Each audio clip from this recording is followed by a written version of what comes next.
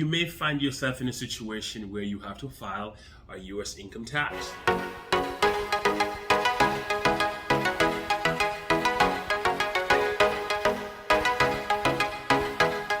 Hello, welcome guys, it's Timber here from Tax Talk, and on this week's episode of Tax Talk, I'm going to be talking about a situation where, as a resident of Canada for tax purposes, you may find yourself in a situation where you have to file a U.S. income tax. Now, there are a few reasons why you might find yourself in a situation like this, and the most common ones are: one, maybe you did some work down there as an individual; two, maybe you had some rental income on a property you have; or three, maybe you sold that property and you had some capital gains. Now, for the purposes of this video, the example I'm going to use where an individual who's a resident of Canada had a property in Arizona. A lot of people in Canada have vacation homes in places like Arizona, Miami, LA, and places like that. So it's not very uncommon for somebody to sell a property. In this example, this individual had a property in Arizona and they sold it on January 1, 2021.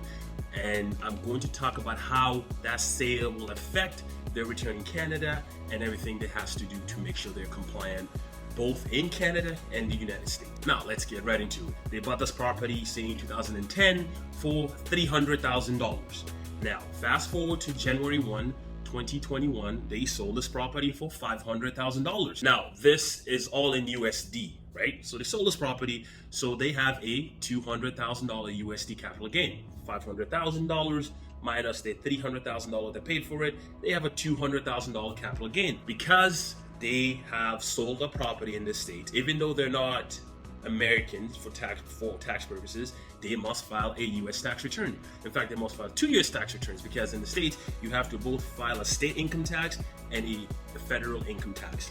Now, this individual must file something called 1040 non-resident alien tax return, and they also have to file an Arizona tax return, which is a 140 NR tax return. On something like this individual, let's say they paid $40,000 in taxes, so about 20% on that capital gain, right? This number will vary if this individual was married or things like that. But for the purpose of this video, they paid $40,000 on that $200,000 capital gain. They filed that return, and I remember your U.S. tax returns are historically due on the 15th of April, even though I believe last year they extended it to somewhere in mid-May due to COVID, which we also did here in 2019. They did that last year. This individual filed it on time. They paid out $40,000 US. Now fast forward to April 30th. Hopefully this individual doesn't wait till that late to file their return in Canada, but whatever they did, they go to accountant, they give the accountant all the documents. The first thing accountant will do, they will convert that USD into dollars here.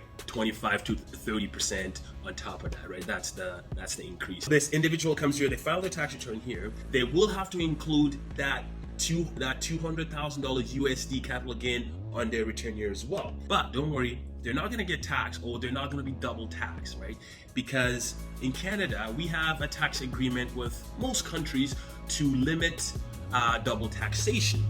Now, that $40,000 that you paid in the US on your US tax returns, you are going to receive that dollar for dollar as a credit when you file your tax return in Canada, your T1. So you will include the $200,000 capital gain, but because you get that $40,000 credit that you've already paid in the States, essentially you are not being double taxed. So the bottom line is, you file your return in the States, you pay the taxes there, you prove that you pay the taxes there.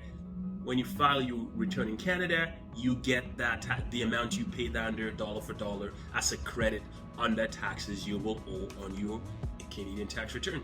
So essentially, it's that simple. Obviously, it's not a simple thing if it's not something you deal with all the time.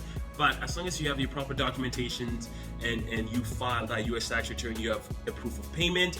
When you file your tax return here, there should be no issue. You're not going to be double taxed. It's that simple. So in summary, when you conduct business or sell a property in the States as a resident of Canada, you have to file a U.S. return, and you have to file the state return and the federal return.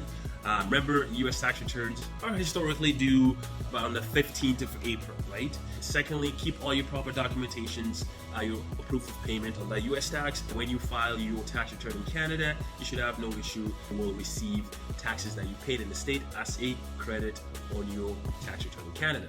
That is it. As always, remember, tax is it's not one size hat fit all. Your situation might be different, so just talk to your accountant and they will have an answer for you. And if you have any questions or comment, please comment below and I will gladly answer them for you guys. Have a good day.